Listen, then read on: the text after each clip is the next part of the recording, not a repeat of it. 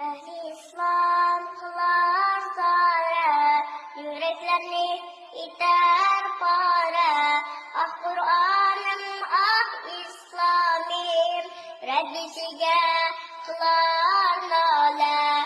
Yetim diker gözü yaşını, kayda ata, kayda ana. Tapalmaysan gözü yaşını, sürütmekte birer insan. Rabbim Allah diyen insan, yatar cayı buldu zindan. Yok mu erkek saz alan, İslam için bulsa kurban.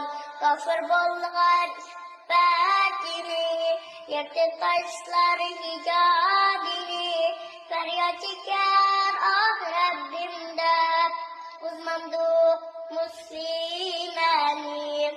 Masak boldi Rasulullah, yertildi pak Kur'animiz. Musulman deyimiz sefir, ini erkek vicdanimiz. Ana Ka'be, ana Kuddus, takut pasti karar erkek. Razı olmaz bu harlaka, bizim